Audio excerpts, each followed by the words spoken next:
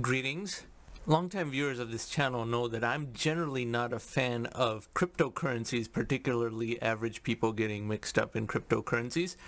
I have said that a number of times on this channel, including when I give my qualifications about why I am in fact recognized as a fintech expert and have been for quite a few years, including teaching this subject at Stanford. But the arguments that I've made against Bitcoin were not as tight as the one that I'm going to make now. And again, some people will make money from Bitcoin. It could very well go up a lot from here, but I just don't think average people should get involved in it. And I am not a long-term believer in it as a solution for reasons I'm about to explain. So the common pro-Bitcoin arguments are, the number of Bitcoins is fixed, 21 million. Bitcoin is a medium of exchange. Bitcoin is a store of value. This 21 million units is fixed is an unusually weak point because it's made by people who don't know the first thing about technology. There has never been any major technological disruption dependent on restricting the supply of the disruption's endpoints or users. Imagine if people had said, let's restrict electricity to be available only to 1 million people, or let's restrict the number of cars, or let's restrict the number of telephones, so each of those would be more valuable. That obviously makes no sense at all, but people think that restricting the supply of Bitcoin generally makes it more valuable. Now these final two are actually mutually contradictory. Bitcoin is not a medium of exchange because it is extremely energy inefficient. And Bitcoin is not a store of value because it is very volatile. You cannot have a store of value that fluctuates so much. But this medium of exchange thing is particularly wrong, especially when you consider that other cryptocurrencies do the same thing in a more advanced and energy efficient manner. Over here you can see Bitcoin's energy consumption index and how the energy footprint is about 1/3 as much as the United Kingdom's entire electricity consumption and is as high as the electricity consumption of the Netherlands in total. So that is a huge amount of energy consumption. Also, in terms of transaction volume, one Bitcoin transaction consumes as much energy as 460,000 Visa transactions, and that rises to 844,000 Visa transactions if you take the same energy mixture. That is how inefficient Bitcoin mining is. It consumes 1% of the entire world's electricity. Is that 1% of electricity consumption truly helping the human condition? Probably not. Also, Bitcoin does not have the capability to do smart contracts on a distributed ledger, which Ethereum can. So Ethereum fixes both of these problems, both the energy consumption problem, because Ethereum has lowered its energy consumption by about a factor of 6,000 since initial inception, whereas Bitcoin has not, because Bitcoin was fundamentally made first. And that's why it is stuck with 2009 technology. Very energy intensive mining, as well as no distributed ledger and no smart contract. Now coming back to this 21 million fixed number of Bitcoins, I finally figured out the perfect metaphor for why this is a terrible point. Consider the electromagnetic spectrum.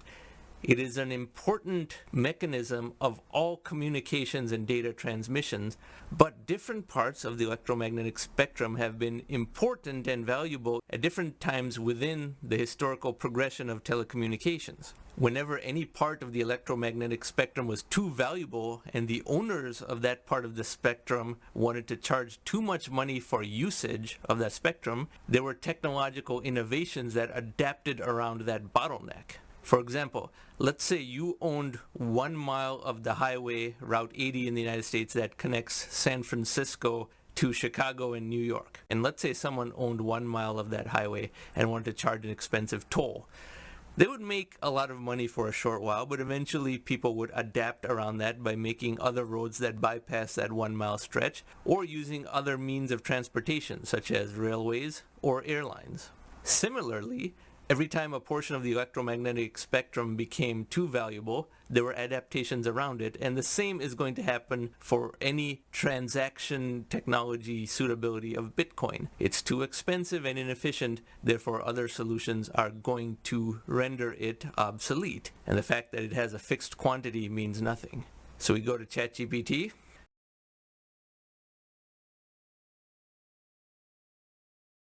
Now, as we see here from ChatGPT, I can post the following question What are the examples of when a valuable part of the electromagnetic spectrum became less valuable due to a technological adaptation? And this answer is very good because it gives 6 examples, and in chronological order too. Telegraph to telephone transition, analog television to digital television, transition from analog to digital radio, military and radar technology, transition from 2G to 345G, and most recently Wi-Fi and Bluetooth. So when any part of the electromagnetic spectrum is too valuable or is too occupied by an incumbent technology, innovation always finds a way to adapt around that bottleneck. And parts of the electromagnetic spectrum that were very valuable 20, 50, or 100 years ago stopped being valuable when new products that use different parts of the spectrum came into being, and then the old part of the spectrum became clear for new products. And the same is probably true of Bitcoin. Every rationale that pro-Bitcoin people give about how it has some irreplaceable status or is some technology that addresses a core problem seems to me to be very analogous to being a prime part of the electromagnetic spectrum that people can adapt around. And like I often say, there are thousands of other cryptocurrencies, all of which are newer than Bitcoin and therefore probably have a more advanced technology underlying them. Now back to the main video.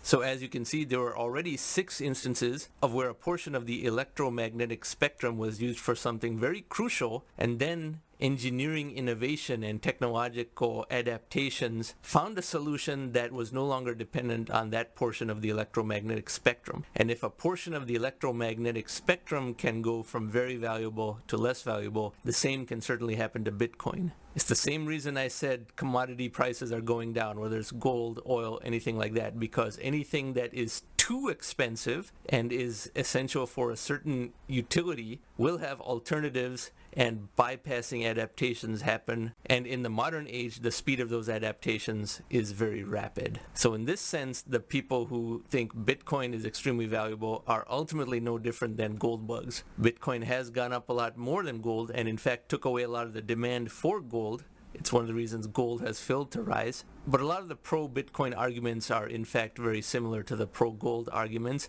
and in violation of the first principles of technology and economics, which is that when anything that is essential for a certain solution is too expensive, there will be very intensive focus on adapting around that requirement or finding cheaper alternatives, and the speed at which these substitutions happen gets faster and faster under the accelerating rate of change, thereby generating more deflation.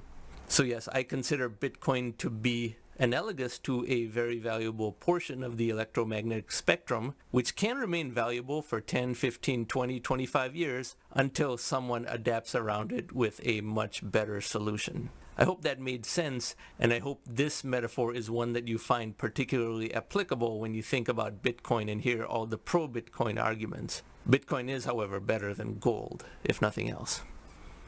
Now, if you like this type of content, I encourage you to subscribe to this channel, and thank you very much for watching.